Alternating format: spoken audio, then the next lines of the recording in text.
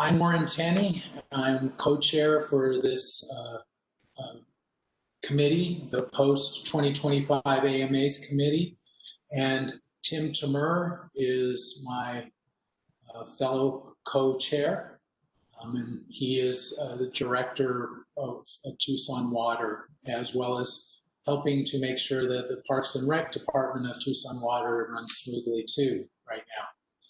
So Zach covered the logistics for the meeting. Certainly we would all prefer to be meeting in person, and it would be a lot easier to do that if we could. Unfortunately, we can't right now.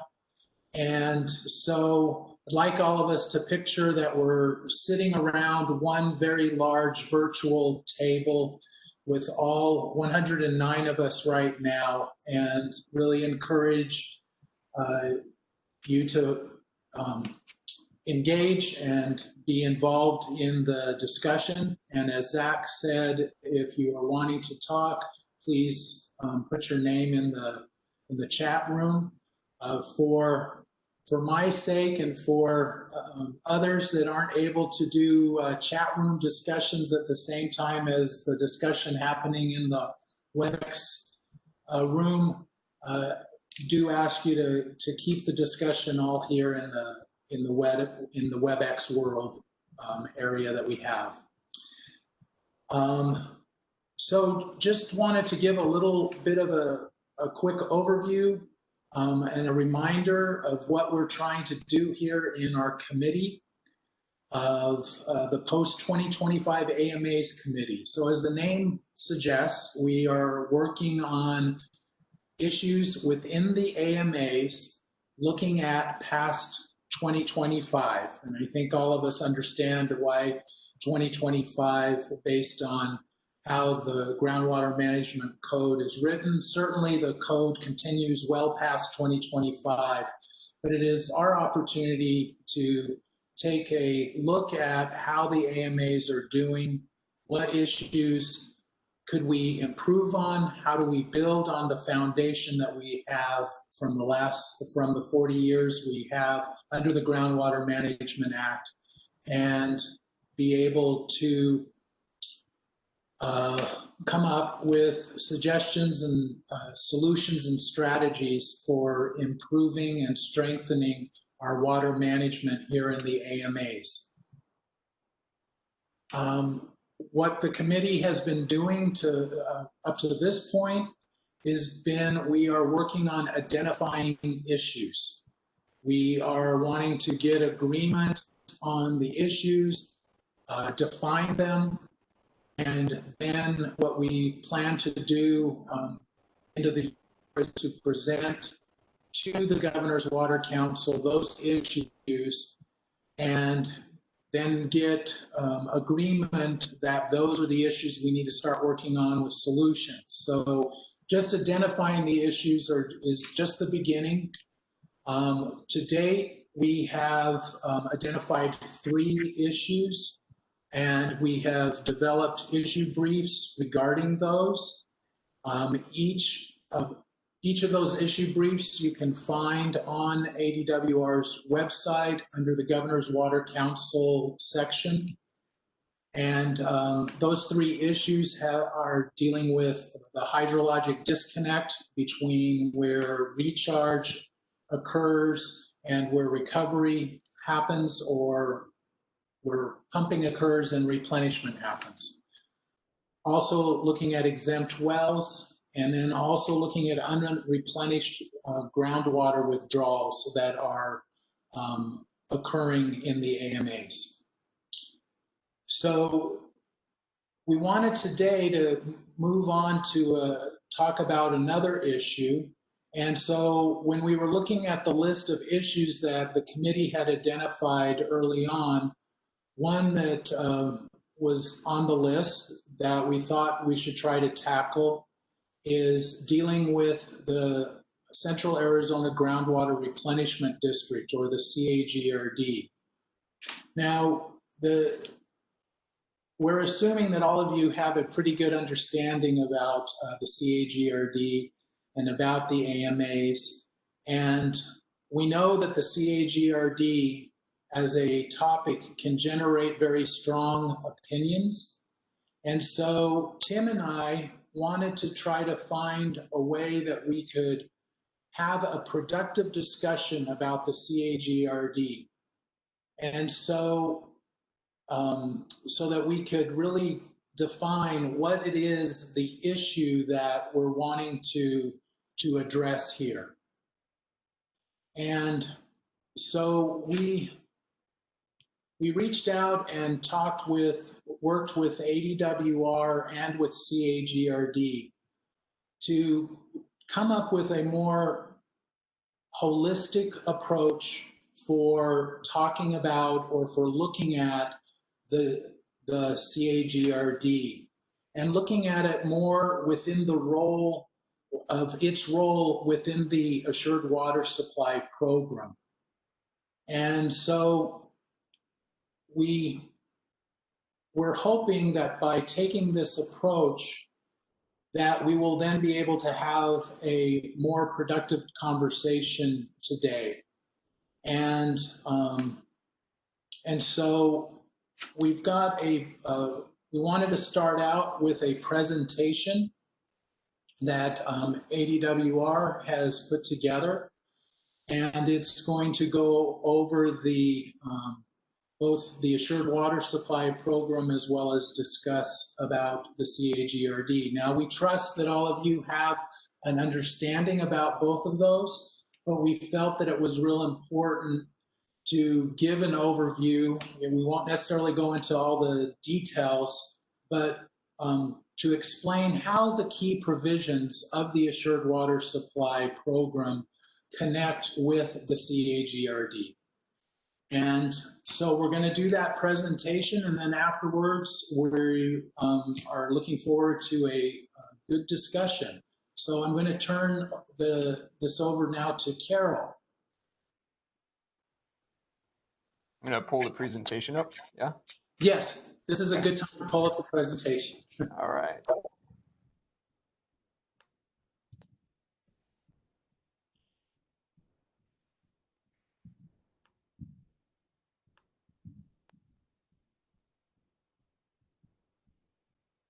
Everyone see that okay? Yes, we can. Thanks, Zach. Sure. Okay. So just tell me to advance the slide when you're ready. Yeah, if you could move it past this. Okay. All right. There we go.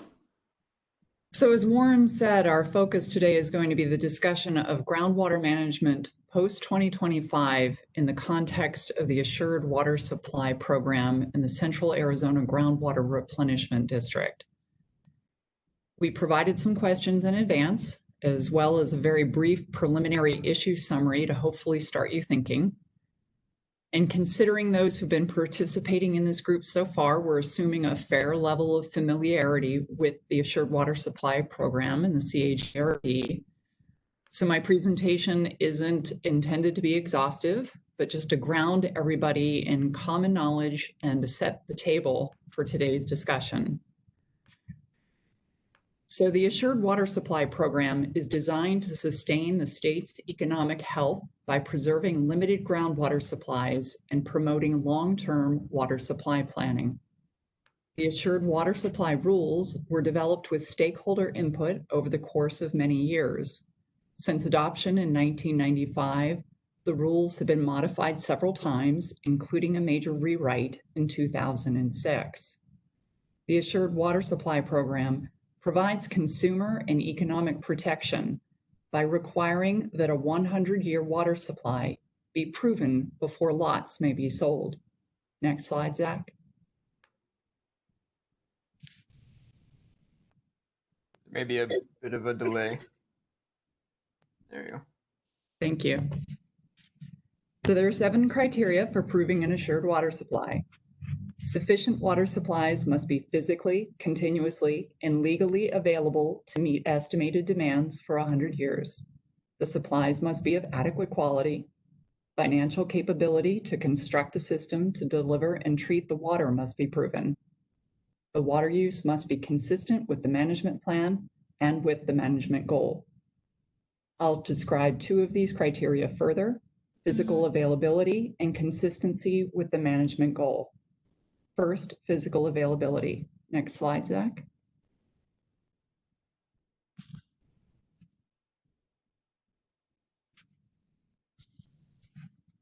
Groundwater is most often used to prove physical availability.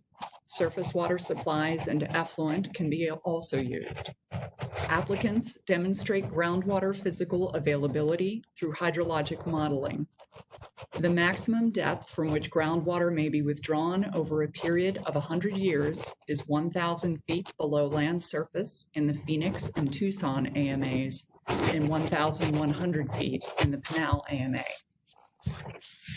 Certificates and designations of assured water supply can be issued entirely on the basis of groundwater that has been demonstrated to be physically available for 100 years, provided that groundwater use is consistent with the management goal of the AMA. Next slide. The purpose of the Groundwater Management Act is to reduce and manage the use of groundwater in the state's active management areas. Each of the AMAs has a management goal. In the Phoenix and Tucson AMAs, the goal is safe yield. A groundwater management goal which attempts to achieve and thereafter maintain a long-term balance between the annual amount of groundwater withdrawn in an AMA and the annual amount of natural and artificial recharge in an AMA. In the Santa Cruz AMA, it's to maintain a safe yield condition and to prevent local water tables from experiencing long-term declines. In the Pinal AMA, the goal is to allow development of non-irrigation uses and to preserve existing agricultural economies in the AMA for as long as feasible, consistent with the necessity to preserve future water supplies for non-irrigation uses. Next slide, Zach. In order to show consistency with the management goal, a provider or subdivision may demonstrate access to renewable water supplies, whether that's CAP, local surface water supplies, effluent, or renewable supplies in the form of long-term storage credits. They may also use a groundwater allowance or other allowable unreplenished withdrawal of groundwater or extinguishment credits. In the Phoenix, Pinal, and Tucson AMAs, consistency with the goal can be satisfied with enrollment as a member of the CAGRD. CAGRD replenishes excess groundwater pumped by its members, limiting the amount of unreplenished withdrawals. Next slide. I'll quickly run through the highlights of designations and certificates. Oops, there we go. So designations of assured water supply are issued to a water provider for its service area located within an active management area. The provider must show that the growth added during the designation term can be accommodated for 100 years.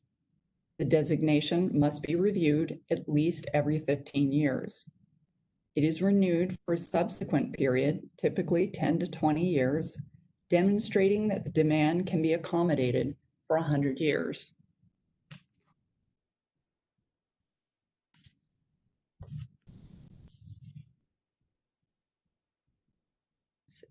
Certificates of assured water supply are issued to landowners for a subdivision located within an AMA in the absence of a designated provider. The applicant must show that there is sufficient water to meet the projected demand at build-out as platted for 100 years, and that the water supply meets all assured water supply criteria. A certificate is issued once and does not have an expiration date, as a designation does. Next slide, please, Zach.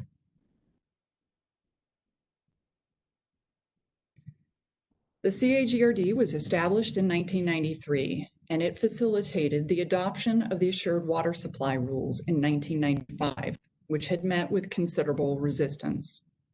The CAGRD's purpose was and is to keep groundwater use consistent with the AMA management goal. It does this by limiting unreplenished groundwater withdrawals through replenishment of excess groundwater pumping. That is, groundwater pumped in excess of groundwater allowance and other allowable pumping that does not require replenishment. It is not designed to supply water to subdivisions. It is a mechanism to assist in meeting the management goal, allowing the applicant to meet the physical availability requirement. Next slide, please.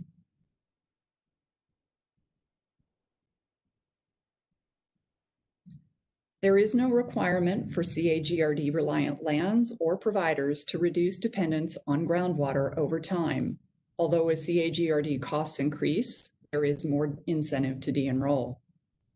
The CAGRD is not required to prove a 100-year replenishment supply upfront before enrolling members. This differs from the more stringent requirement for obtaining a designation or certificate, in which the 100-year supplies must be in hand. This flexibility was intentional to reduce competition. CAGRD has ability to utilize renewable supplies of less than 100 years to satisfy the management goal requirement. In recognition of the fact that these supplies aren't as long-term, the CAGRD must receive approval of the plan of operation by the director of ADWR every 10 years. Next slide, please. The CAGRD was developed based on the assumptions and the realities of the 1990s. It helped enable the adoption of the Assured Water Supply rules. At the time, the state was not using all of its Colorado River water, and excess CAP water availability was expected for decades to come. And there was a hopeful assumption that the CAGRD would serve as a bridge to allow small water providers to develop capacity to acquire renewable supplies and related infrastructure. 3 decades later, the world looks different. Excess water is effectively gone. Other supplies are becoming increasingly difficult to acquire. Some providers have de-enrolled, but most lands are expected to remain in CAGRD indefinitely. That vision of a future of renewable supplies and infrastructure was a bit of a reach. Next slide, please, Zach. Thank you. Today and looking forward, there is increasing competition for physical availability. As this committee has already discussed and described in the hydrologic disconnect issue brief, localized groundwater level declines are a concern. There is increasing uncertainty of future availability of renewable supplies, which impacts both CAGRD and non-CAGRD entities. There is the question as to whether the current structure of the Assured Water Supply Program, which continues to rely on groundwater to meet physical availability requirements, meets groundwater management objectives, and whether the consumer protection for homeowners is adequate. Of course, the long-term attainment and maintenance of AMA goals, Phoenix, Pinal, Tucson in relationship to CAGRD, is also a consideration. And it is with these considerations in mind that we begin our discussions on this topic today. And with that, I will hand it back to Warren. Thank you, Carol. So Zach, let's go ahead and shift to the next slide. And so we had sent out, along with the agenda, an working issue summary that just kind of tried to put in context how we were wanting to frame today's discussion. And we also put together 4 questions with the help of CAGRD and ADWR. And these are the 4 questions that we thought would be helpful for being able to talk about the CAGRD within the context of the Assured Water Supply Program, and also clearly to talk about some of the issues with the Assured Water Supply Program. And we're hoping that the conversation today will help us define the issue that we're we'll then want to work on and develop. So please speak up and share your thoughts today. And as a reminder, if you'd like to, you're welcome to just try to speak up, but since we have a large number of people around the table, it might be good to have, to follow what Zach had suggested, and that is to put your questions in the chat room, or I mean, just put your name in the chat room, and then we'll call on you. We would prefer, again, not to start having dialogue or discussion in the chat room. We want to keep it here among us all. So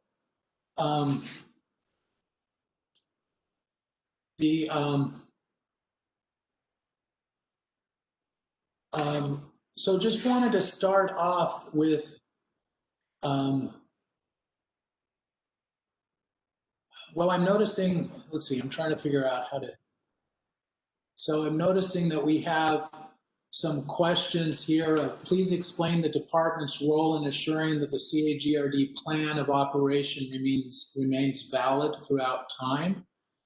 And I don't know if we want to address, Carol, you want to try to address that real quick? And then would really like to, well, I'll leave it there. Carol?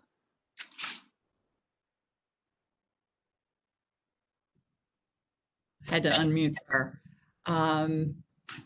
Let me actually pass that over to Nicole, if she would take that. Great. Yes, so the director is responsible, the director of the Arizona Department of Water Resources is responsible for reviewing the plan of operations, which is submitted by the CAGRD every 10 years. There are also provisions for potential review if concerns arise in between those 10-year plans, but those are spaced out so that you don't immediately go into review 1 year after the directors approved the plan or 1 year before a new plan would be submitted. But essentially the director, there is a process for the director to review the 10-year plan and take public comments on the 10-year plan to ensure that it meets certain statutory requirements, including identifying potential water sources for the future. Thank you, Nicole.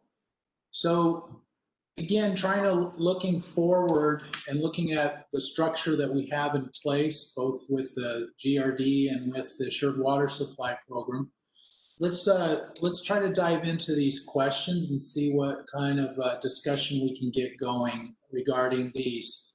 So first off, when considering the Assured Water Supply rules, is it prudent to continue to allow certificates and designations to rely primarily on groundwater as we prepare for the next 100 years? I guess another way of thinking about this or looking at it is, are the existing Assured Water Supplies rules working as intended to protect and reduce groundwater pumping? So Zach, why don't we lower the questions? Everybody, we'll see everybody around the table. Put your video on, and it looks like Rob has a comment, and then Krista McJunkin. Am I on? Yes, you are. Go ahead, Rob. Prudent to rely on groundwater. I think, one of the points I think we could bring out from the original presentation is that you do have to prove up a 100-year supply of groundwater in order to get a certificate, frankly, in order to utilize CAGRD. So whether it's prudent or not, there is already a mechanism in the existing Assured Water Supply rules to control that. The second point I want to make that doesn't directly relate to the first, but it peripherally does, which is the replenishment model, the regional replenishment model that we have that's embodied by CAGRD. I don't think it's appreciated how much that reduces pressures on or competition for renewable supplies. So when we say prudent to rely on groundwater, one of the things we need to consider is, well, what's the alternative to that? And the way GRD reduces that competition is really in a number of ways, but probably the biggest ones are CAGRD stays ahead of its annual obligation. It acquires sufficient water so that it can meet its obligations timely, and it does so with a buffer. It gets more water than it needs. If we replace the regional replenishment model with everybody has to replenish their own, everybody has a buffer, and those buffers add up to more water. So you're going to have people buying more water to accomplish the same objective. Along those same lines is that in order to demonstrate an assured water supply with renewable supplies, you have to prove up that you have 100 years worth of renewable water in hand. And of course, you have to do that if you're relying on groundwater. You have to show you have 100 years worth of groundwater in hand. But the renewable, the way we replenish that water doesn't have to be in hand. And so we are only planning for and acquiring water supplies in order to meet the actual replenishment that has to happen. If everybody who's in CAGRD had to go out and get a designation based on renewable supplies, the competition for those supplies would increase exponentially. That's it. So Krista, you wanted to add on? Yes, so my question is whether or not this first topic is aimed at discussing the existing certificates and designations or new ones in the future. Because if it's primarily focused on new certificates and designations in the future, I think we also need to talk about how much unallocated groundwater there is available to rely upon in future assured water supply approvals. I think ultimately that will be the limiting factor, and we need to keep that in mind when we think about changes to the rules. So Krista, I think the important parts of the question, or the question that we were trying to get at is it prudent to continue to allow as we prepare for the next, whether it be the next 40 years or the next 100 years? And so we were wanting to look that, you know, are the existing, how are they working as intended right now, but also in projecting ahead, should physical availability be the only limit to groundwater use for a certificate? So trying to just look at how, as we're going forward, looking post 2025, what are the rules still working at? Do we foresee the rules working as we see, in protecting and being able to reduce groundwater pumping? Okay.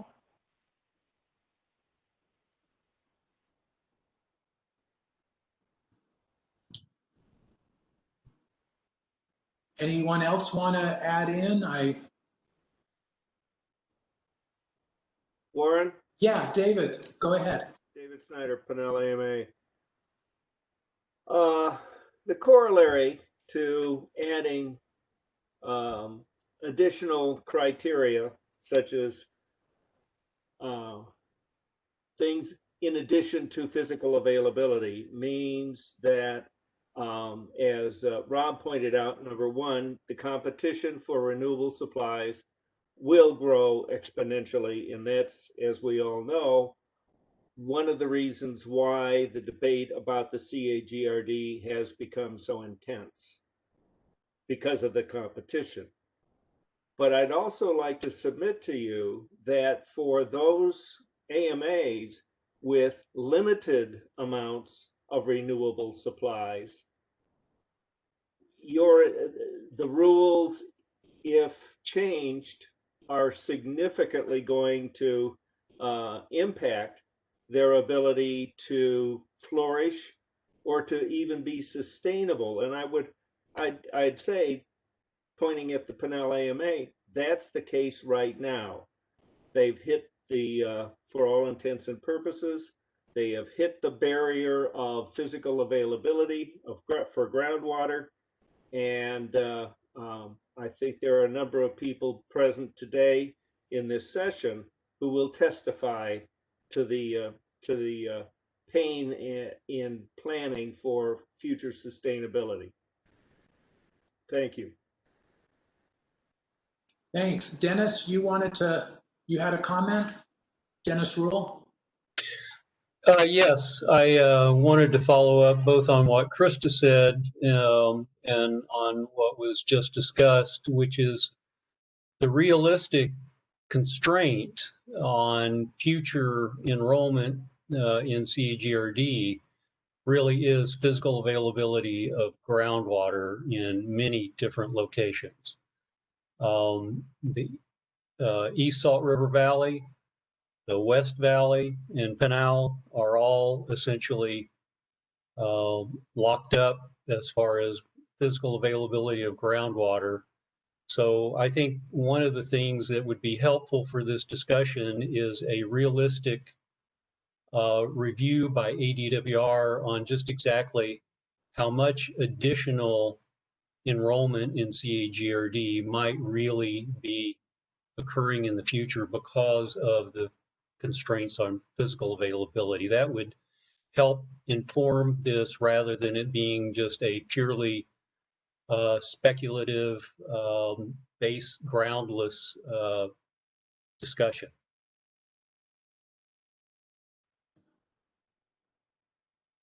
Okay, thank you. That's a good point. Terry Sue, I'm going to throw the question at you. Do you feel that these limitations are adequate for the future when it comes to the 1,000-foot, 11-foot depth to groundwater? So I guess I would want to have some more information before I don't know that that's a feeling kind of a thing. You know, I'm assuming that we set those levels back when they were set for good reasons. And I guess I'm just wondering, do we now feel that 1,000 or 1,100 feet is insufficient? And if so, are we? I guess I just think that should be based on something more than just a feeling or a conversation, because that was a decision at the time.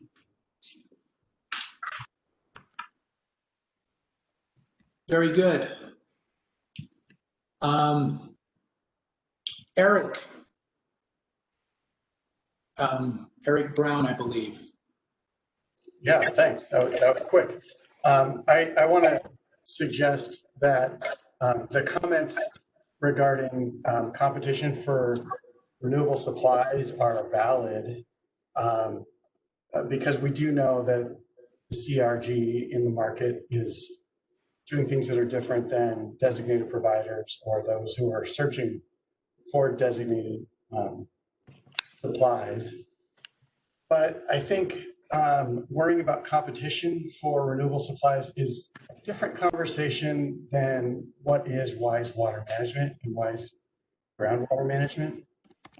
So I would suggest that maybe we should continue exploring what is best water management and then look at what are those externalities that create competition or not for a water market for supplies that are consistent with the management plan and management goal, instead of letting the market discussion or the competition discussion drive the water management aspect.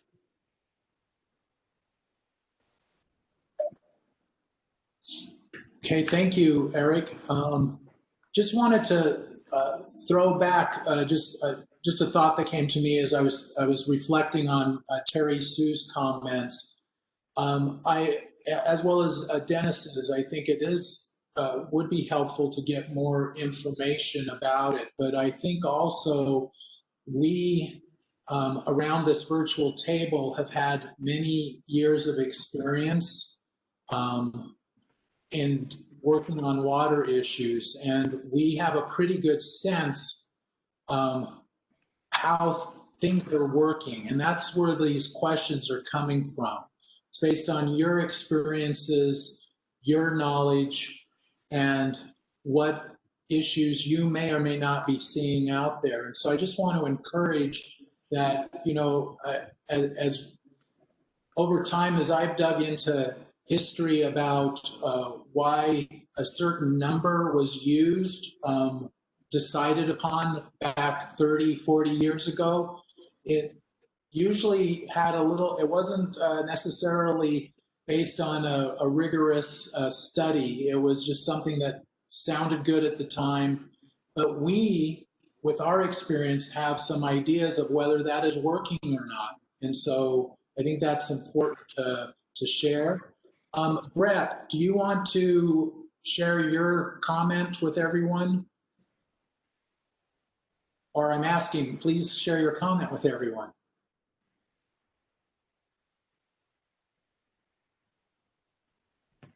And that would be Brett Fleck. So I'm going to pass then, and let's go to Kathy, Kathy Ferris. Hey, Warren?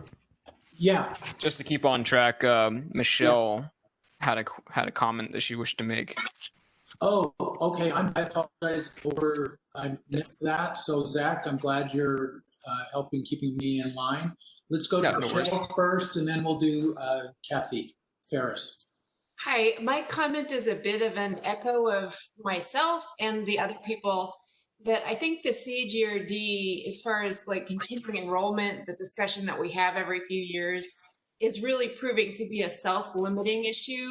We have shown that there are more renewable supplies than there is groundwater. So the groundwater physical availability at the site of development is actually going to limit enrollment more than any future policy that we probably would discuss. So I really think the focus should be on CAGRD is how do we make CAGRD stronger and better for the people of Arizona that are enrolled, and those types of focuses, so that we can keep it as the good tool that it was. And then also, as far as the Assured Water Supply Program goes, I think we need to focus some effort on ensuring that we are able to fairly use renewable, sustainable supplies throughout Arizona. I'm running into some significant problems using recovered water, and I've made this comment in other stakeholder meetings because of some policies that are in place that need to be revisited about water providers being able to wheel credits through their system, mixing groundwater that's been recovered as another type of water with groundwater. Those are the issues that I think I see from an Assured Water Supply Program perspective that are most critical for the people that are trying to utilize the program right now. Thank you, Michelle. And I certainly agree with your comment that all of this discussion is meant to ensure that we do make things better, that everything that going, so that when we're looking past 2025, that we have groundwater management in place that certainly will keep carrying us forward to be prosperous and thrive as a state. Kathy? Can you hear me? So I think it's a mistake to think that we've reached the limits of how much development can occur on groundwater. We have a lot of developments that are holding assured water supply determinations from the department that have not moved forward. I'm speaking about Pinal County, for example, the West Valley of the Phoenix AMA. And if all of those developments move forward, the amount of replenishment obligation for CAGRD will be hugely increased. Orders of magnitude, shall we say. So yes, groundwater is a limiting. How much groundwater is physically available is a limiting factor, but there's a whole lot of folks out there holding assured water supply determinations based on groundwater that have yet to move forward, and that will become CAGRD responsibility should they move forward. The other thing I wanted to say is we seem to think that 100 years is enough. And I realize in the scheme of things that seems like a lot, but if we allow the groundwater to be pumped to the depths that it currently may be pumped, then eventually that groundwater will run out. And after 100 years, there may be no groundwater left for those developments that were relying on groundwater. And we have to remember it's a finite resource. It's not a renewable resource, especially since CAGRD has no obligation to provide a backup water supply to those subdivisions or to replenish the water pumped for those subdivisions in an area where more water would be made available to those subdivisions. So I think those are factors that have to be kept in mind. Thanks. Thanks. Doug Dunham?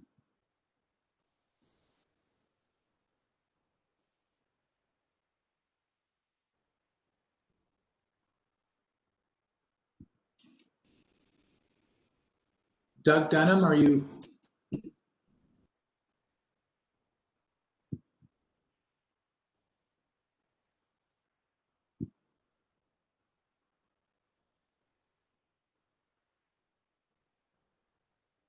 He's unmuted, but doesn't seem to be. I might have to move on. Oh wait, there he is. Doug, can you hear us? Can you hear me? Yeah, we Yes. got you. Okay. Technically challenged as usual. Just a quick background on the depth question, depth of water, how that came about. You remember that the Assured Supply Program grew out of the Water Adequacy Program, which was started in '73. The adequacy program at the time to develop the depth limits then was just based on the ability, the technical constraints of pumping technology. So the 1,200 foot was kind of agreed upon as that was what a common water provider would probably be able to install a pump and continue to man it.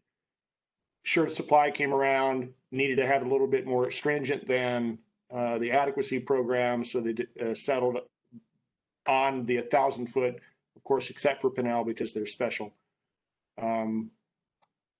As far as continued GRD growth, I would agree with the previous comments on the groundwater physical availability is going to be the limiting factor, and that the advantage that the GRD brings to the table versus everyone else chasing water is that they have the greater flexibility between the time lag of actual demand appearances on the system versus having it all stacked ahead of time under the certificate program, plus their ability to cobble together interruptible supplies. So these smaller pieces of water that's out there that would not be able to support a certificate on its own.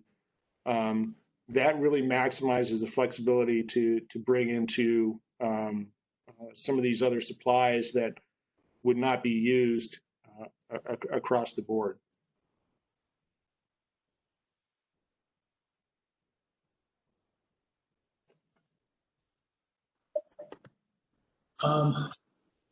Thank you, Doug, for that comment.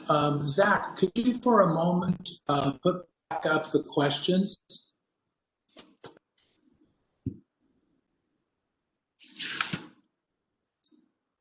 So we've been talking about or kind of around the first question, and I thought it'd be good to put back up the other questions just so that we can keep talking about we can keep talking about the first one, but also just wanted to put up there the second question, which is there an unreasonable reliance on potential future renewable supplies enabling groundwater use today? So I hear the comments made regarding physical availability of groundwater will be a limiting factor in the future, but is there an unreasonable reliance that we'll have enough future supply that then keeps us having that, that enables us to keep using the groundwater?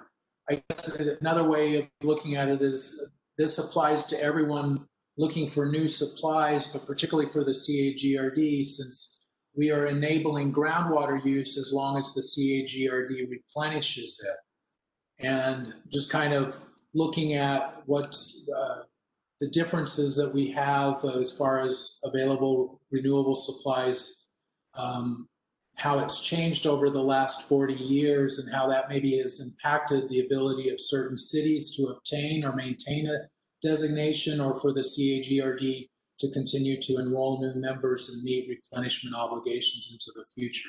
Anyway, just wanted to put these questions up there so we can keep looking at it. And Terry, you're saying you're not quite sure you're understanding the question. I'll let you help me understand. Are we referring to that?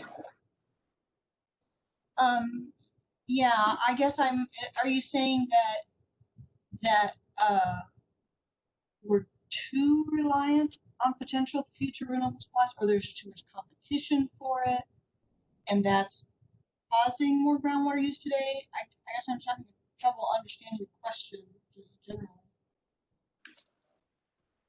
Yeah, and I welcome someone else to also step in if they want to, but the main thing that we thought of with this question is we have allowed, or we have that in the assured water supply, where we allow that 100 years can be reliant on groundwater, or to show that you have a supply of 100 year. And wondering if that came about because we assumed that there would be always future renewable supplies available.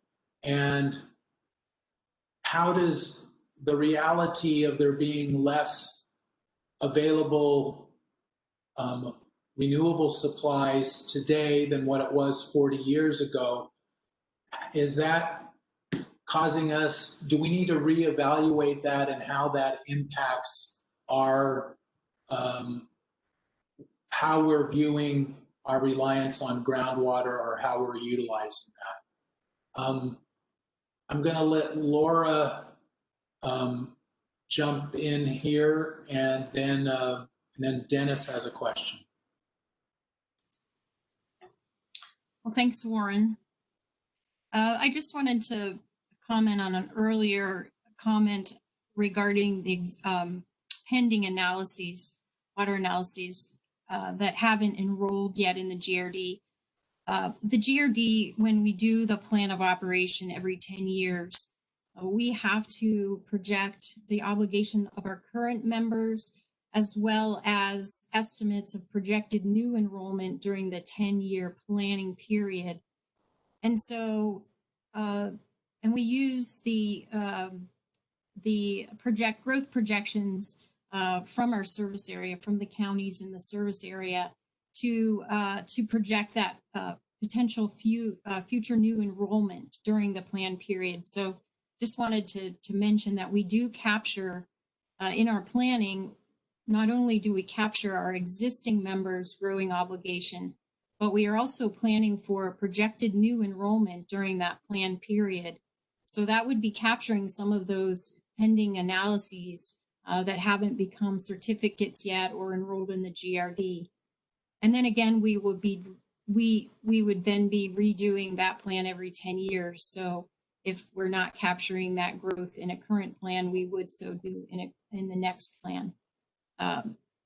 And then I just also wanted to add that the GRD, and it was pointed out in the PowerPoint, the role of the GRD is to replenish, to be a regional replenishment mechanism in order to meet the management goals, and not to provide water to individual subdivisions to make that pumping by the water providers that are serving those subdivisions. That's up to the water provider, and was proved, the physical availability was proved as part of the certificate, issuance of the certificate, or the designation. And so the GRD, again, its role is to make sure that that excess groundwater pumping is consistent with the management goal, and not to make sure that that individual water provider continues to have access to that water. That's really up to the water provider. Thank you. Dennis? Thank you. I just wanted to go to this question about unreasonable reliance on potential future renewable supplies. I would suggest that if that is a concern, that it goes very far beyond CAGRD issues that we're discussing here. We all are aware that under the law of the river, the Central Arizona Project diversion could, under some scenarios, go to zero, which then means that you've got an awful lot of other entities that have been relying upon CAP allocations that are not guaranteed. They're assumed under statute to be available for 100 years, but that's not the physical reality. So I would suggest that if we really want to have a discussion about the availability of future renewable supplies, we need to include not just CAGRD, but we need to include CAP subcontractors, direct users, et cetera, because if there is not future renewable supplies to back up CAP allocations that could go far beyond cuts, could go far beyond current cuts or even anticipations of current cuts, then we've got a much larger problem than simply talking about CAGRD. Just a separate point is that groundwater declines are quite predictable and can be modeled, and so you're not running the risk of a CAGRD groundwater water provider immediately running out of water, whereas as the City of Phoenix and others well know, you are running the risk that a surface water treatment plant can run completely out of water and have no backup supply. So I would suggest that we expand this discussion. Okay, thank you, Dennis. So, Warren, this is Carol. I wanted to make one point of clarification. We certainly didn't want to limit this conversation to CAGRD. I mean, that's why we were putting this in the context of also the Assured Water Supply Program as well. We were hoping this would be a larger discussion. So this was not aimed to be that narrow. So please, bring your comments on. We appreciate it. Yes, and I just wanted to note the other two questions that are there. And Zach, we can put the slide down for now so that we can keep seeing everybody or have a chance to see more people when without the questions up. I believe, if I'm following correctly, that Cynthia Campbell has a comment.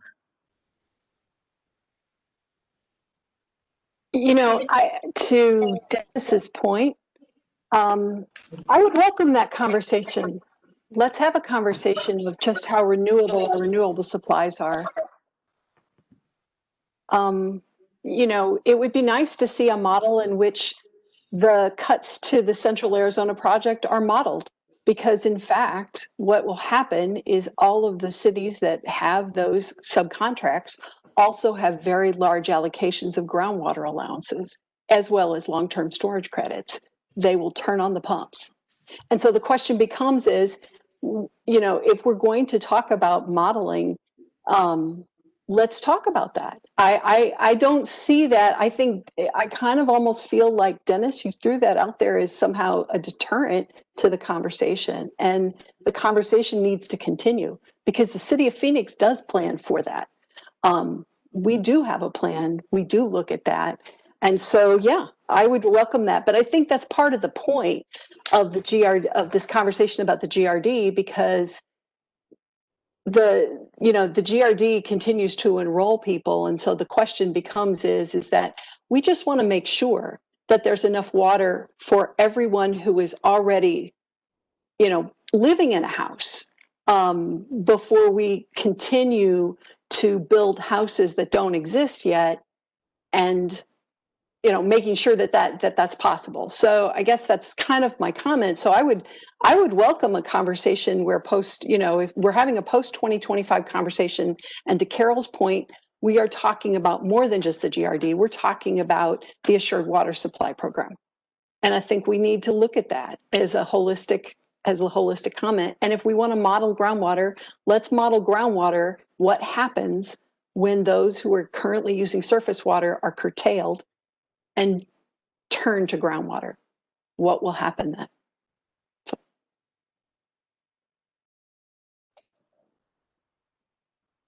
It looks like we have a comment that Jake would like to add a comment. Jake Lenderking. Hi, can you hear me? Yes. Yeah, great. Thank you, Warren. Thank you, Tim. I really appreciate the brackets you put around this in the beginning, Warren, that you wanted to take a more holistic approach to this. And, I applaud your efforts. It's a big one. We do this every 4 or 5 years around the GRD, and often we don't make progress. I've long been very concerned about the GRD, but we've always lacked strong data points. We've always kind of spoken rhetoric. There's a lot of that. And it really seems like, you're on one side or the other. And I'd like to say that there are some real concerns, we live them, about physical availability, and physical availability being the real constraint. And we can talk in rhetoric around it, or we could talk in fact. I know half a dozen people that want certificates in Pinal and can't get them. Other people with pending applications in other places, they're just sitting there because of physical availability concerns, either known or suspected, and the department's working further on the model. So I really think, and I echo those concerns, I think there are people that have run into these problems, and they're working ways around not relying on the GRD. Probably, maybe what some of the sentiment and worries that are coming behind these questions are, let's get people not relying on it. Well, I think Michelle brought up, some really important points that we need to look at, and especially as we're opening this up to a bigger piece of assured water supply. How do we break down some of those barriers for wheeling some of those renewable supplies through a historically groundwater used system? I think we have a lot of actors out there that want to do the right thing and just are, for lack of a better term, prohibited. They're not strictly prohibited, but through a lack of facilitation, they are. So I think that's something we need to probably put on the agenda as we talk about the GRD and assured water supply rules. But I really want to also ask for a more data-driven approach. These questions are great if you're coming from a place of concern and worry, but these questions aren't actually saying, here's a baseline, here's a problem, here's a number. There's been a couple of pieces out there, and if I could ask, I would really like to have some of those pieces presented, and then we could talk about maybe next steps of data so we can really get a real handle on, if there is a problem, what is the problem? For example, we're not going to speculate on how much physical availability and enrollment. Let's do the math. We're not going to speculate on what the plan of operation review is about in a couple of sentences. Let's review the plan of operation and what got approved. What about the interim plan? What about the CAWCD 15-member elected board review of their own work? you know, and I think the CAGRDs that made some big strides in the last decade with catch up or keep up and really obtaining some water supply. So, you know, just harking back to your first comments, Lauren, we're looking at a more holistic approach. Let's do that. Let's get into the data. Let's get some presentations. Let's see what more data we need, and let's start to build our discussion around that. Thank you for the moment to speak. I really appreciate it. Thank you, Jake.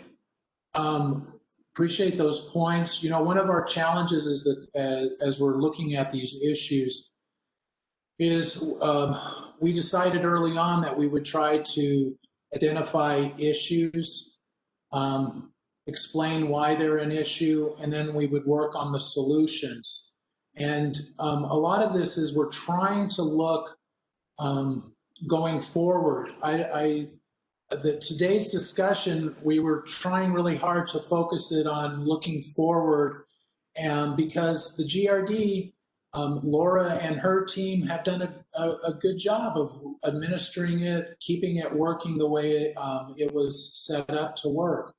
But we keep hearing about, but we do know that there's concerns about how is that structure, is it sustainable? Can it continue to work? And so that's why we're talking about physical availability and the renewable supply. And so all of your comments are really helpful to look at all of this.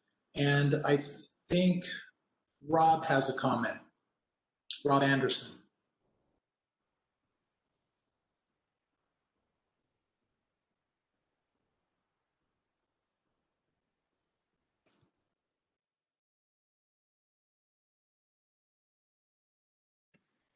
Can you hear me? Yes, Hey, Rob.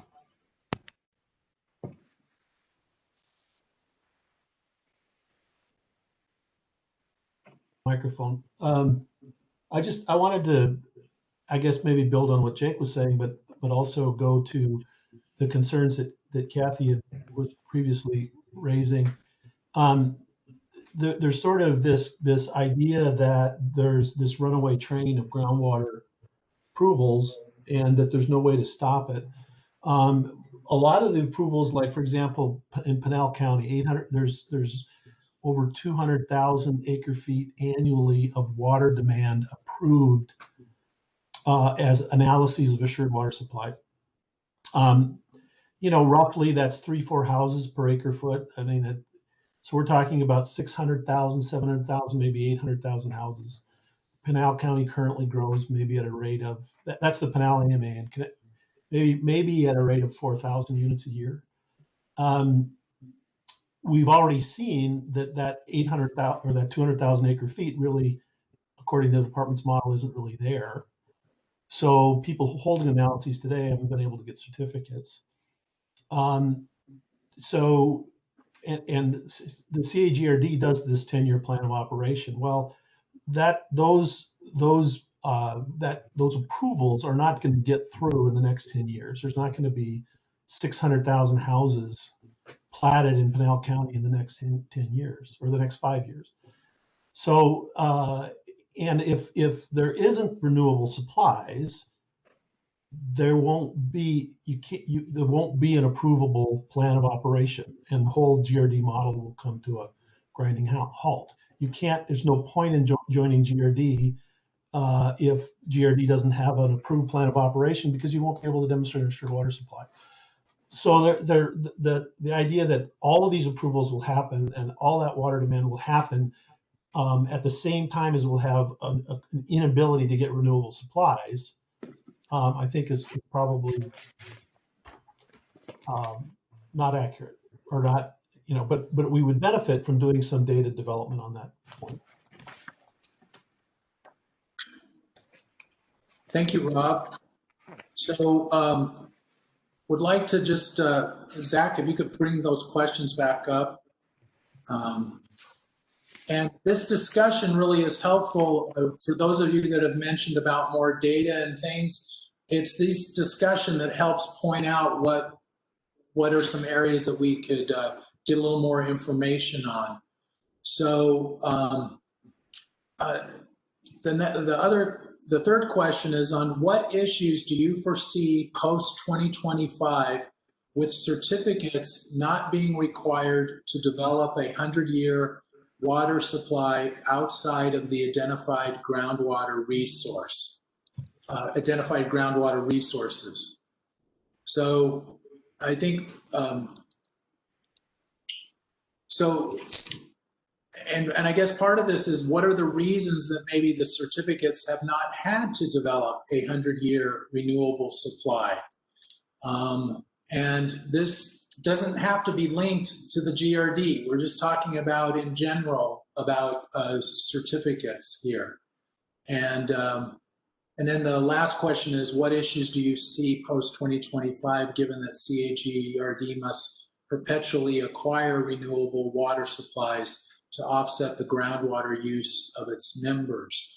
And while I understand and appreciate the comments about how the physical availability of groundwater will be a key factor about the future of the CAGRD, it's still, I think, this issue comes up. I've heard it from a number of different folks about this GRD must perpetually acquire renewable supplies to offset the groundwater. But anyway, so comments on those questions.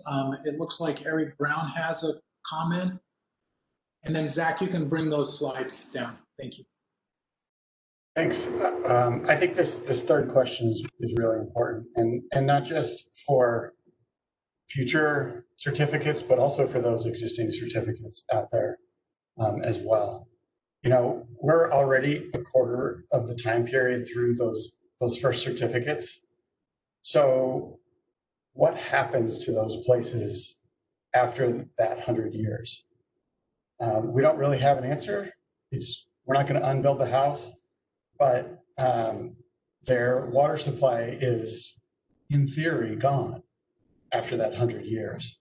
And so looking forward, is there a way to, and I'm kind of riffing off of Brett's earlier suggestion, is there some sort of a solution for a CAGRD contract for a future development to have to develop an alternate supply by the end of its term of the certificate, or sort of wean itself off of CAGRD on a reasonable scale or schedule?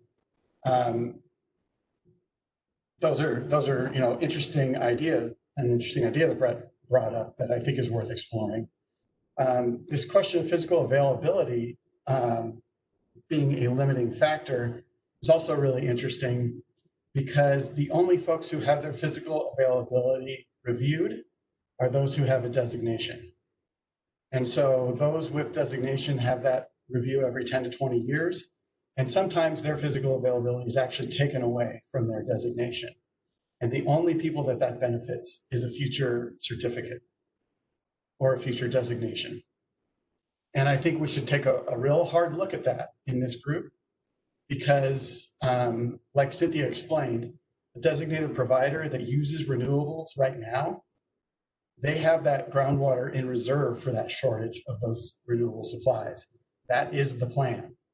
So this system of reviewing and taking away from designated providers over time actually rewards those who don't put in the development of renewables as a highest priority. And so it's kind of has this adverse effect for those who have done, they have gone to what the purpose of the assured water supply rule is. And so I think that's something that really needs to get reviewed in this process and explored as to what are the incentives and disincentives of the existing setup, and how can we improve those going forward.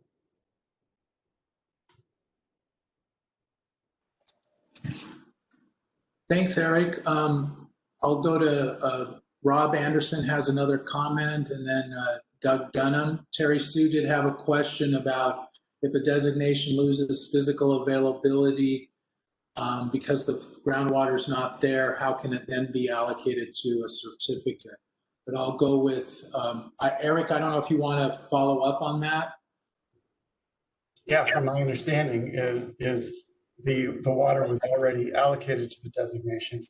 And then when we come back and redo modeling 15 years down the road, well, it's not there now. So the only place it could have gone is to some other new development during that time period.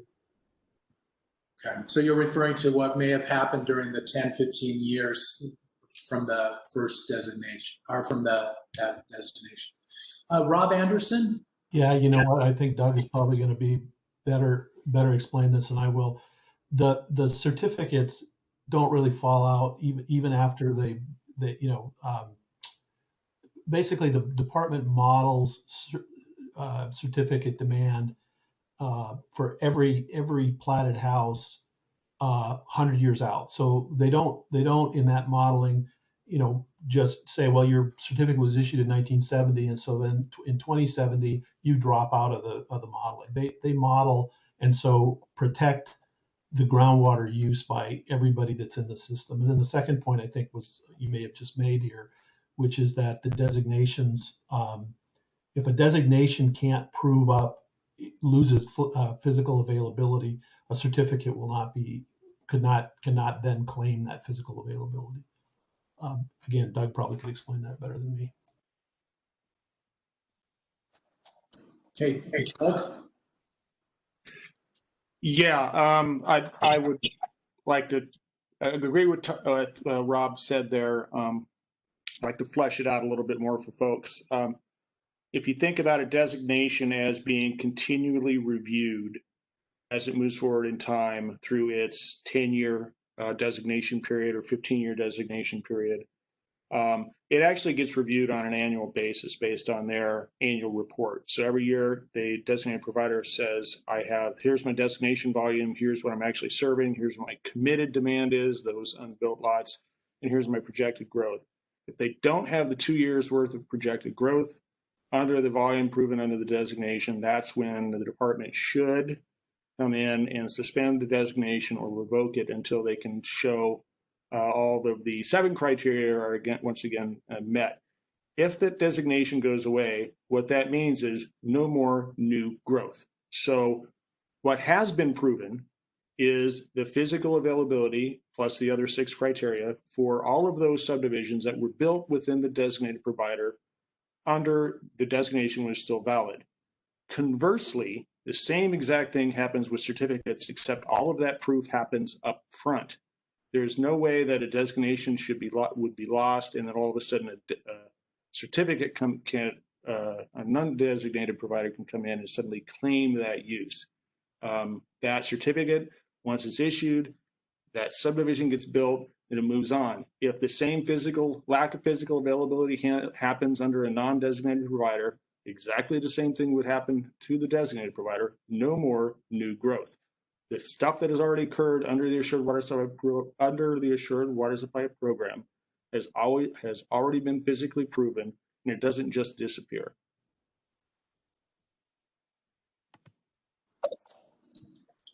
Doug, just a question that I have, if I can.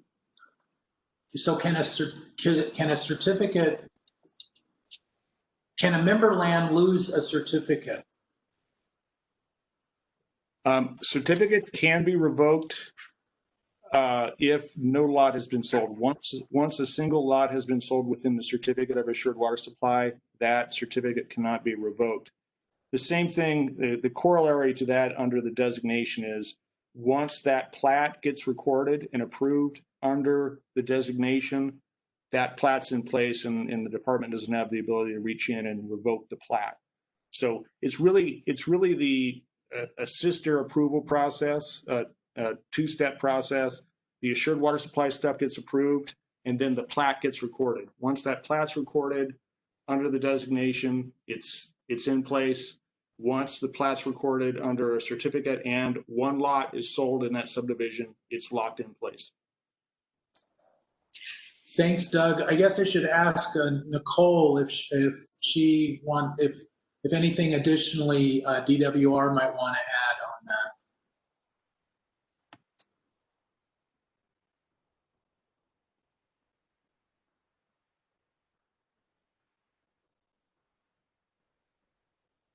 Did I lose Nicole? Or is there anyone else that would like, does Sorry, anyone?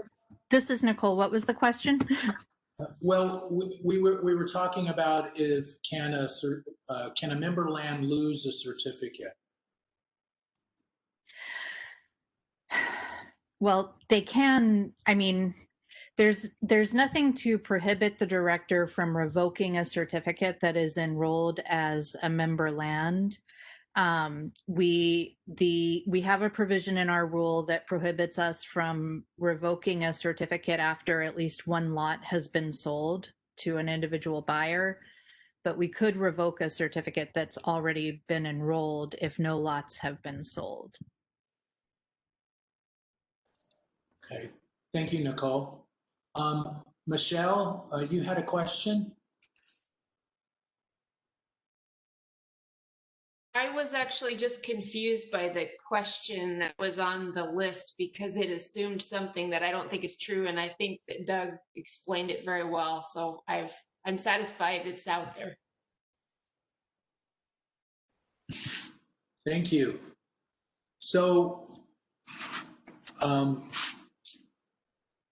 are there any other thoughts as far as regarding what issues do you see post 2025 given the CAGRD must perpetually acquire renewable water supplies to offset the groundwater use of its members? John Kamik has I think wants to comment on that.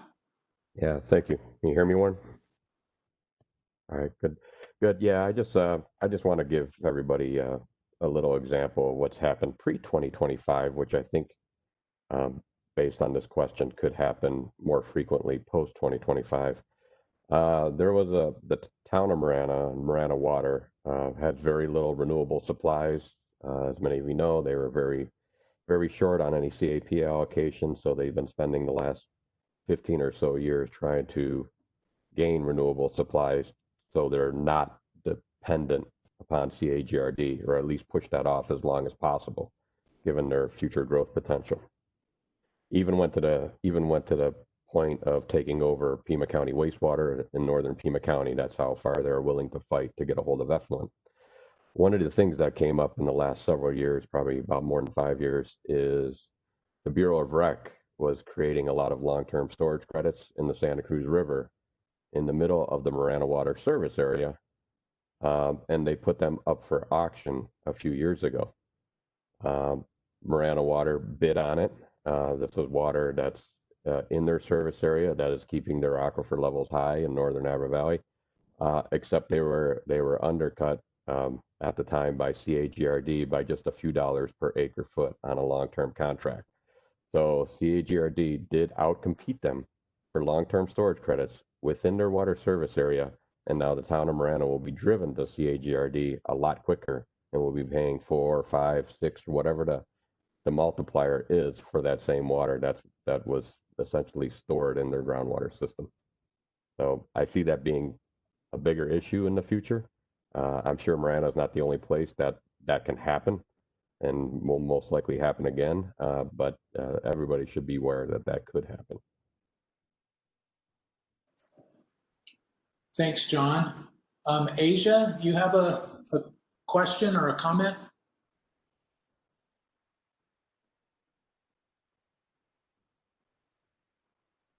I'm not sure if I unmuted myself successfully. You did. Okay, thank you.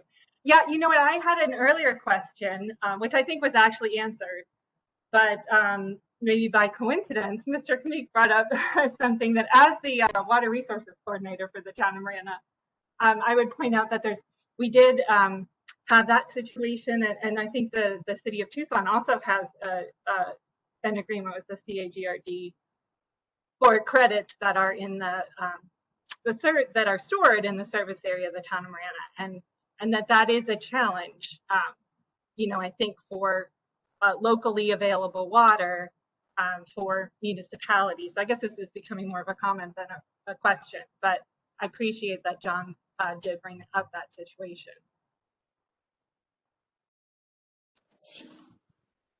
Thank you.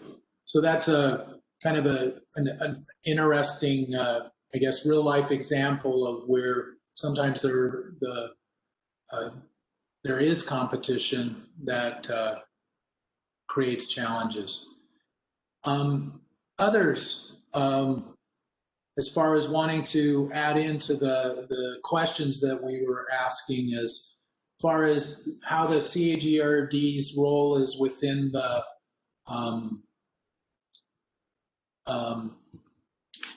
within the assured water supply, and particularly with these key provisions about physical availability, as well as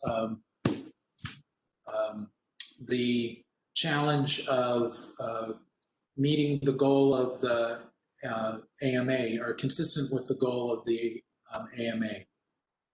Any other comments, questions?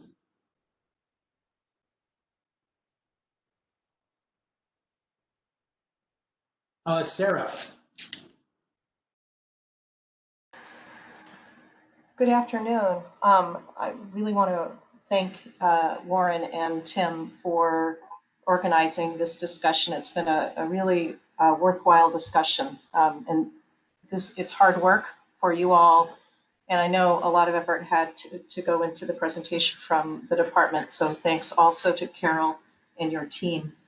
I feel like we're kind of losing sight of an important point that has been mentioned, but it isn't really captured in the questions. And that is about the expectations of homeowners and consumers, business owners.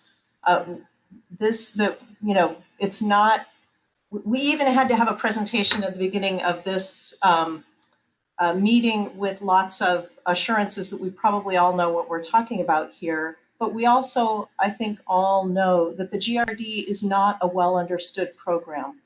And it essentially allows for a situation where we have growth happening on finite water supplies. And as Eric mentioned, we don't really have a plan right now for what to do after those supplies run out. In Carol's presentation, she mentioned that the GRD was meant to be a bridge, and the testimony from John Kamik and Asia underscores how it isn't. There are internal mechanisms that prevent the GRD from actually functioning as a bridge that would allow a water provider to get to renewable supplies, but instead it appears to be undermining water providers' ability, at least in that one instance that John spoke of. So in the end, I hope we don't overlook the concern for the expectations of the people who are living in these areas and maybe not very aware of the difference between their own water resilience and the water resilience of their neighbors in other provider areas. That's all. Thanks. Thank you, Sarah. That's helpful. Jessica, you have a comment. Yeah, hi, thank you. I wanted to go back to some of the initial questions too, similar to what Sarah just said, was that I think the way that this was presented was a really fair outline of the Assured Water Supply Program objectives, and the first question was about whether it's prudent to continue to allow development strictly on or solely on groundwater with the promise of replenishment after the fact. And I do think that comes back to the consumer protection aspect of, is 100 years of groundwater sufficient for consumer protection? The GRD, of course, we know is not a water provider, so there isn't a backup supply. I think we could also all acknowledge that when those analyses are completed, when a certificate is issued based on a hydrologic model, the assumptions that go into that modeling run might not hold true today. In particular, I'm thinking about agricultural groundwater usage that is included in that run, which was done in, let's say, the 90s or the early 2000s, when a lot of certificates were approved and enrolled in the GRD. Well, what if those assumptions have changed and agricultural pumping is actually going to be higher than we thought at the time because we don't have ag pool water and excess water? and all of that. So I'm not suggesting that certificates get reevaluated. I'm trying not to go into suggesting solutions, because I know today is really about identifying issues. But it's just to say that, you know, this is an assumption that there was physically available water that given at that time, and that might not be the case anymore. And is that sufficient enough for consumer protection when there isn't, you know, with a lot of these smaller water providers, there may not be another water supply identified. And of course, that's not the GRD's role, and I also don't think it should be. But I think that does also, you know, kind of get to, in the first question you talk about, is it prudent? I think if the assured water supplies were really intended to preserve groundwater, then no, it's not preserving groundwater. We're allowing groundwater use with the promise that it gets replenished and the AMA is made whole, but we're still relying on groundwater. We're still allowing new growth on groundwater, whether it's, no matter where it's replenished. And the second question was about, is it unreasonable to rely on potential future renewable supplies? And I think that really gets at that concept of the GRD. Is it reasonable that we allow the initial use of groundwater today with the promise that renewable supplies will be found to replenish? And I just, of course, acknowledge that the GRD has done an excellent job and is functioning as it was intended to and has been successful. But I think when we talk about this post-2025 conversation, we really think about sustainable use of groundwater in the future, and is it sustainable for this GRD to always be having to kind of chase its tail and look for new supplies and potentially cause issues with competition that we maybe didn't foresee, to no known end? Of course, I know you could quantify some of this, as Dennis had said. Maybe we could look at how much groundwater is physically available, and that would be the maximum that the GRD would ever have to acquire. But I don't, as much as I like data, I don't know that this is something that we really need the numbers on. It's more, I think, a conceptual question of whether the state wants to continue to allow groundwater utilization at the rate that we're currently seeing, with the promise of replenishment after the fact, if that's really what the state wants post 2025, given the changes that we've even seen since the rules were passed. Thank you. Thank you, Jessica. Brett had a question, and I'm not sure, I myself don't know how to answer it. I don't know if, that is, are the prior explanations of certificates not affecting designation modifications consistent with what is happening in the Pinal AMA? Are there any designation applications that cannot be redesignated at the same or lower groundwater volumes due to the issuance of certificates and analysis since the previous designation? I don't know if Nicole or someone at ADWR might want to answer that. So I think it's not necessarily the issuance of certificates that are affecting the designation modifications. I think what we've seen is that the modeling, it's two factors. One is that the modeling improves, we get more data, more information, and better technology, and the ability to incorporate those variables differently.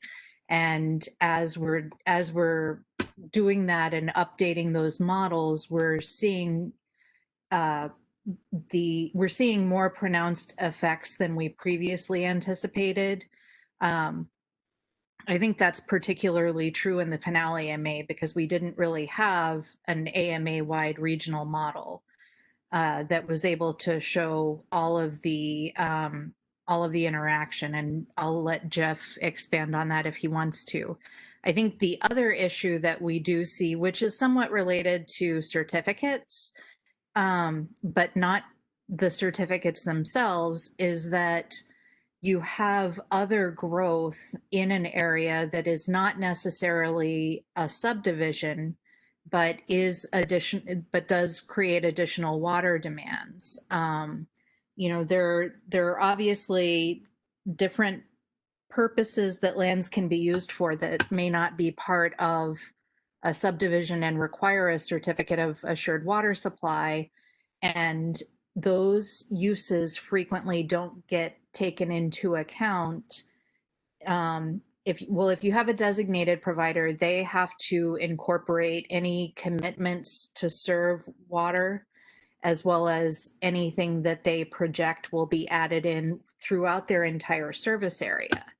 But in areas where you don't have a designated provider, we frequently don't see those uses for modeling purposes until after they've come online and have been added to the existing use category and the annual water use reports that we get after the fact. Thank you, Nicole. Jeff, did you want to add anything to that? I will, Warren, just real quick.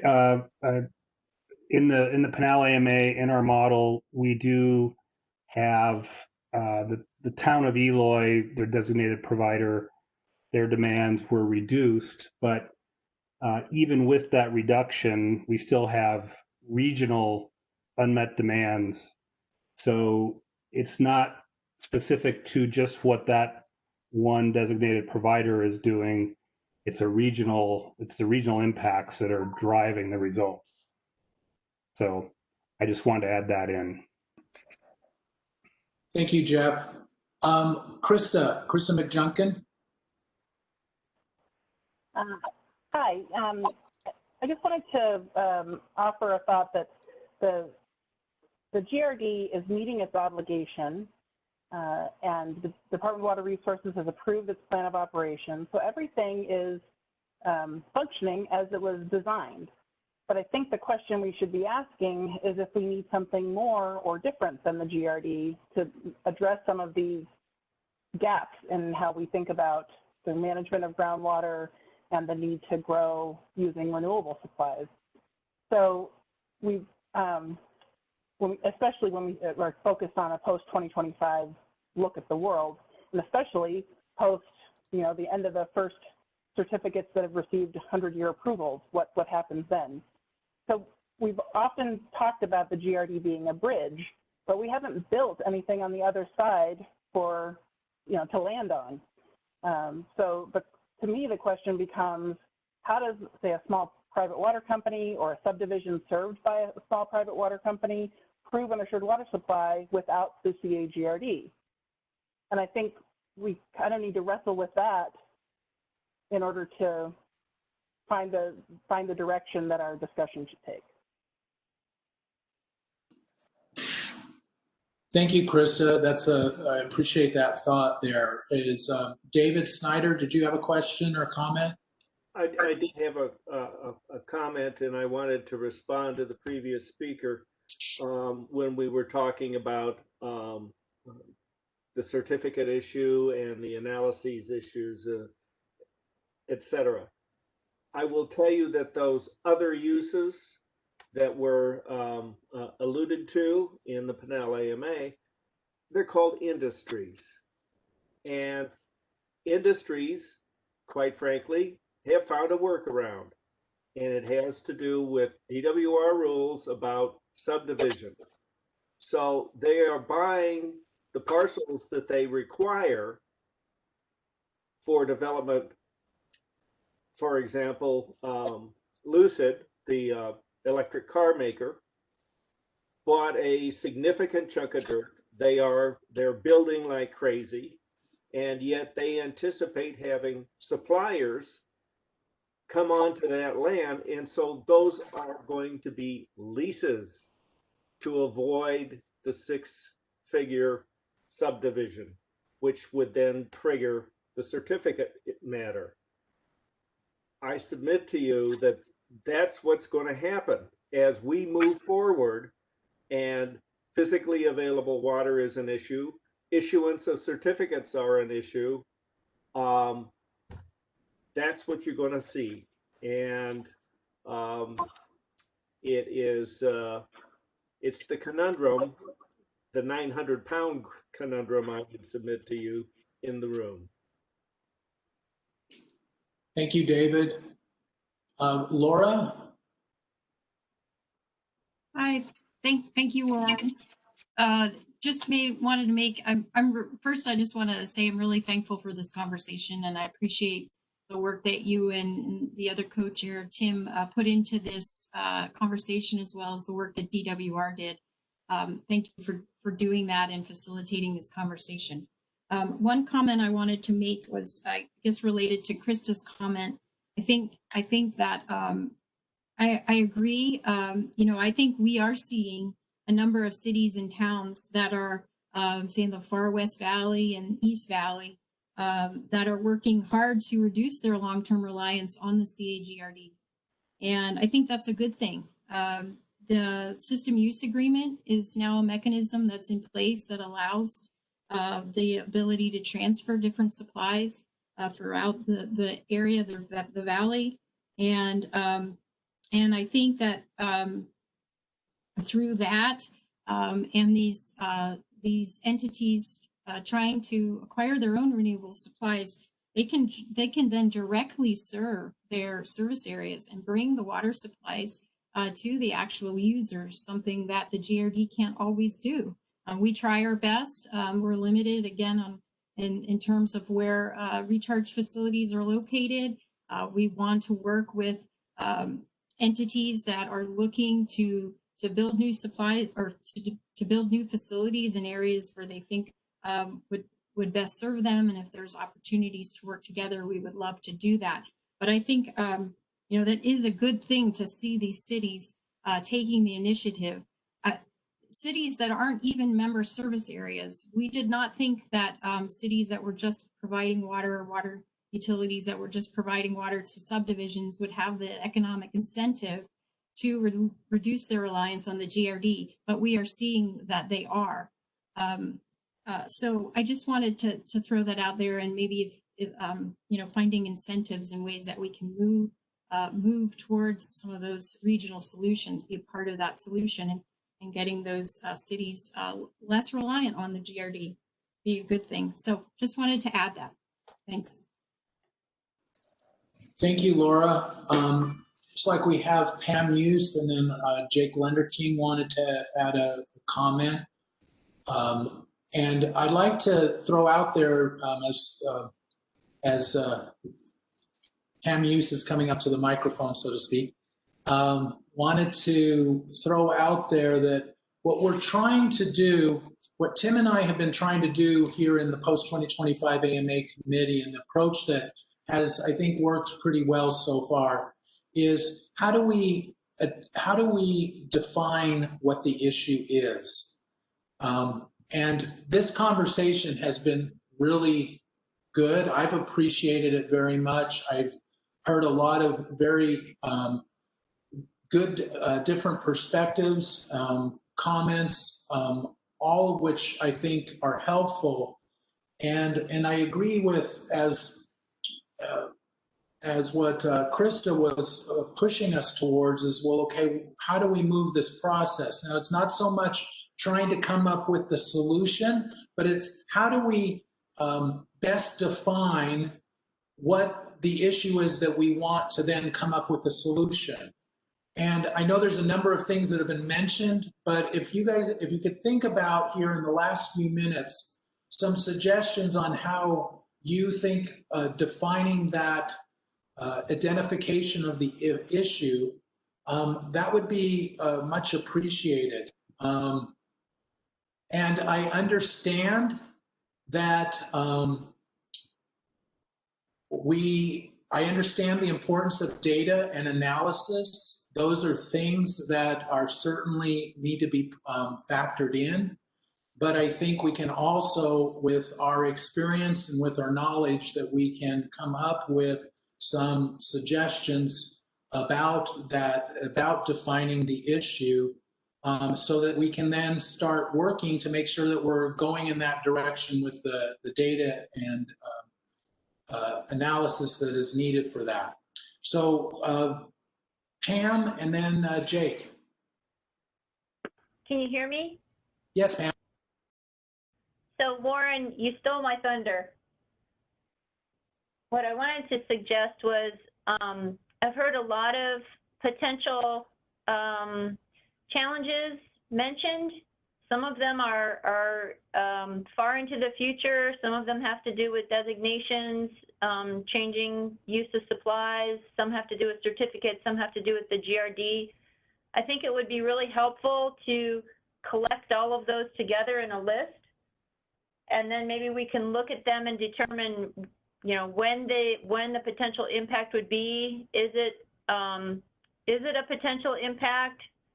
So we have them kind of collected together as a result of the end of this meeting, and then go back and revisit them, maybe one by one.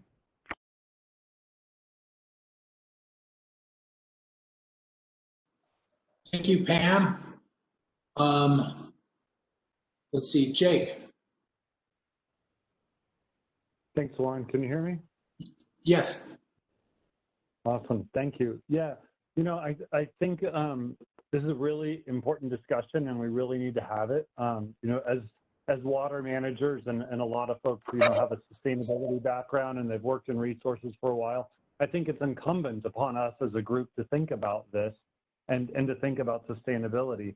You know, I want to remind everybody that the world's a scary place, right? Like, people are getting shot, there's riots, there's COVID, the world's burning down, and, you know, the climate's changing. So we look at the CAGRD through this lens that the world's a scary place, and we say, oh my God, it's scary.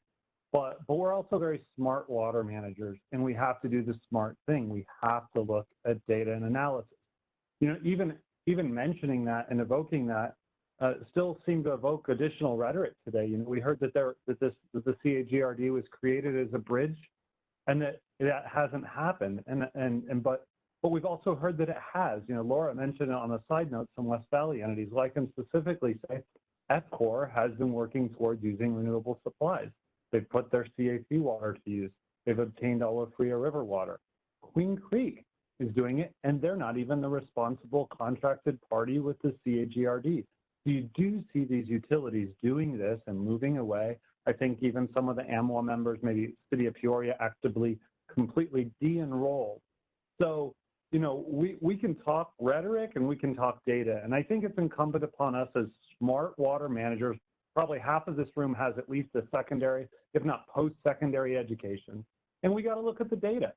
You know, we got to ask for the presentations, and we got to run it. And so, you know, I would respectfully ask Warren that you and Tim, you know, set up some of those data points and presentations, and let us look at this in the data. And then as a group say, you know, maybe what's missing. You know, I have a question or a speculative thought here. Let's see if I can turn that question or speculative thought into a fact through data analysis. And, you know, I hate to put the CAGRD or Laura on the spot, but I think they did the most recent data analysis of the CAGRD's actions. And I think that would be a good start to help us define the problem. So just throw that out there for everybody's consumption, and appreciate you guys giving me the moment to contribute. Thank you. Thank you, Jake. Terry.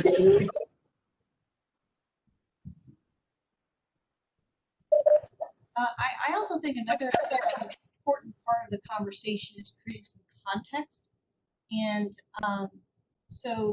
like, for example, as we're having this conversation, I began to think about, well, how much unreplenished groundwater demand is there?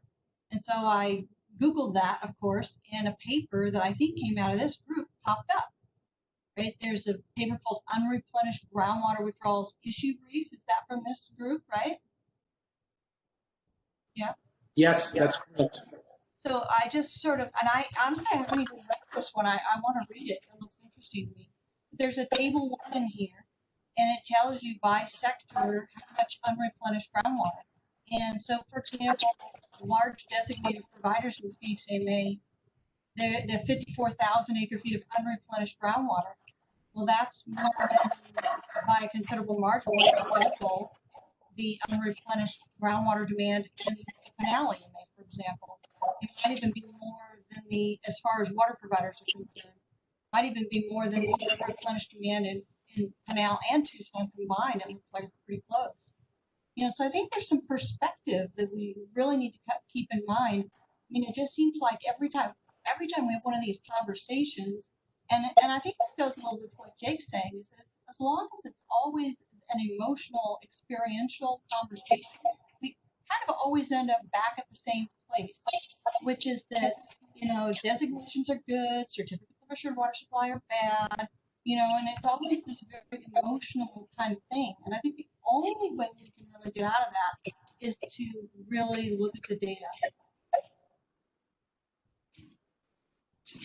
Thank you, Terry Sue, and thanks for pointing out why we did the unreplenished groundwater withdrawal issue before we did this issue. And we, as well as pointing out, and hope everyone will refer back to that of noting the various unreplenished groundwater withdrawal that's happening among all sectors. Jennifer, you had a comment about what you thought the primary issue was, and I'm not sure which Jennifer that is.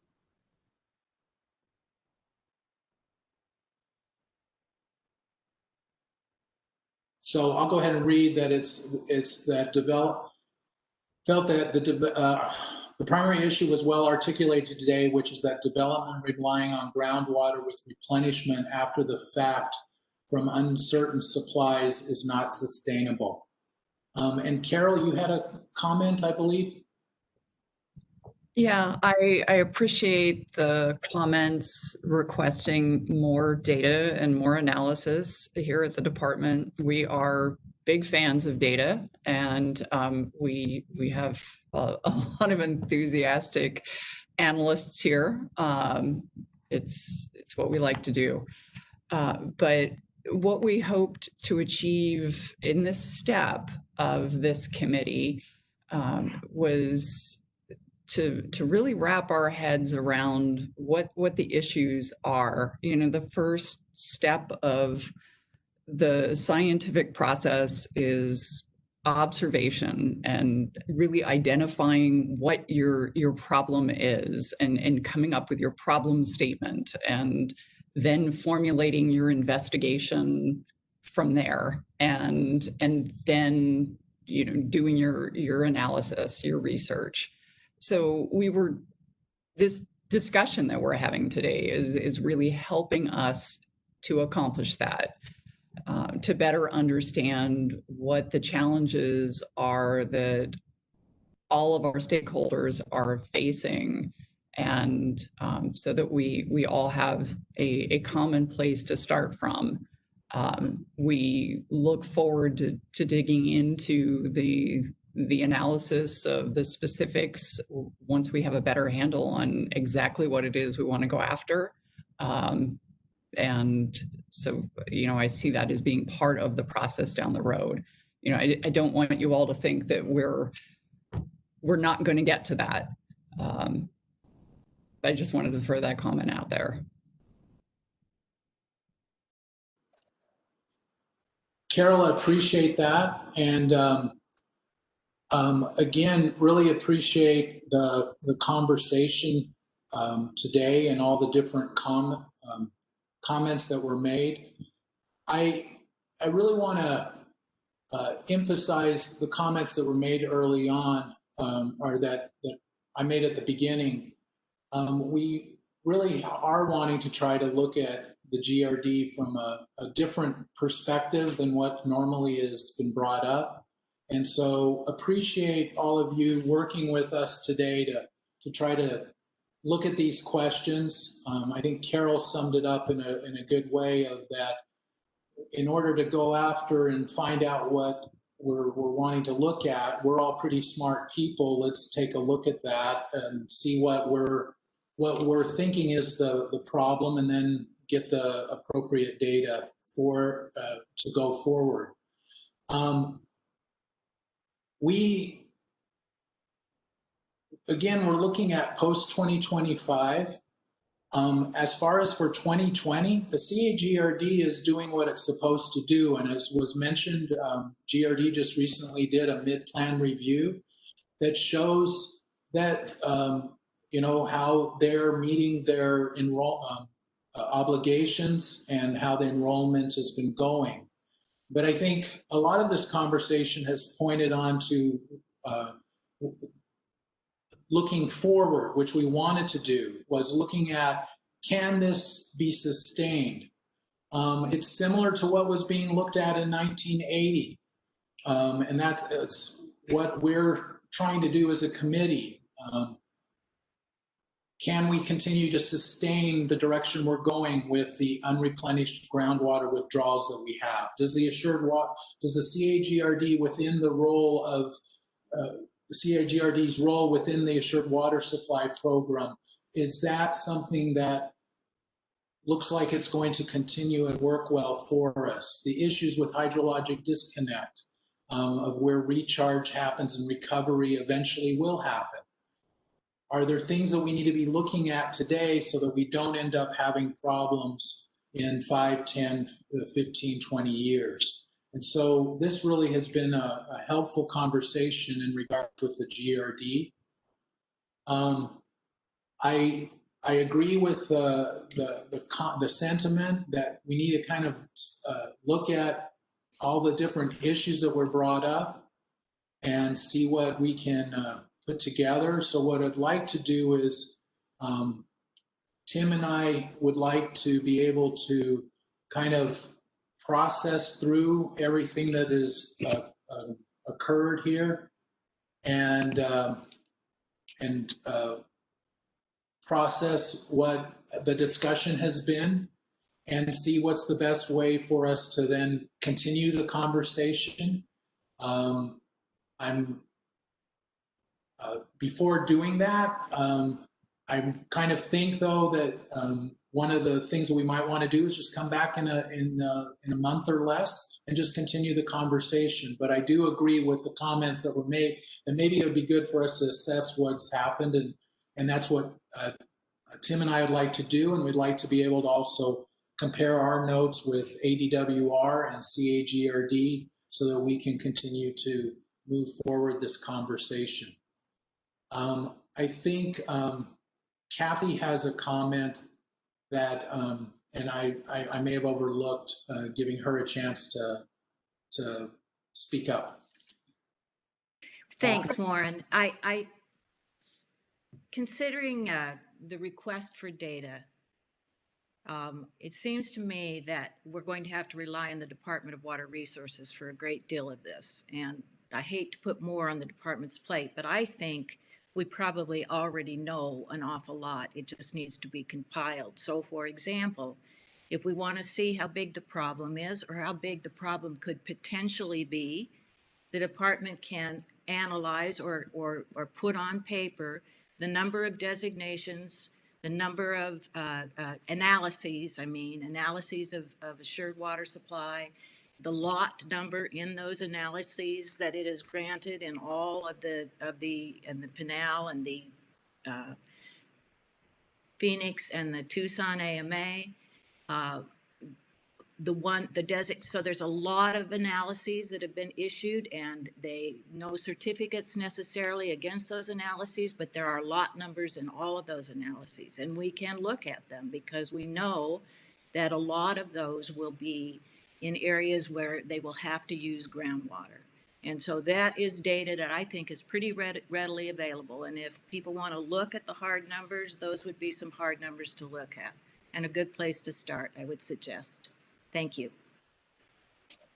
Well, thanks. And we'll look with, again, that's one of the reasons why it'd be good give us a chance to, give the co-chairs a chance to just kind of process this information and get with ADWR as well as with CAGRD and talk about how to then move forward. So if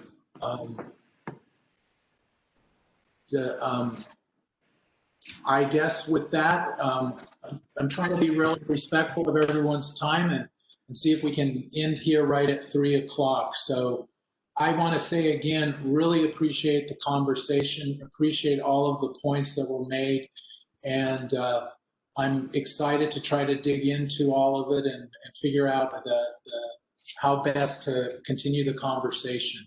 So appreciate your patience with with this discussion today. I know it's a little bit of a challenge on Zoom, but again, really appreciate DWR's help in making sure that we were able to get through all of this. So again, thank you, everyone. And we will definitely be setting up another meeting here, hopefully in the near future. So thank you.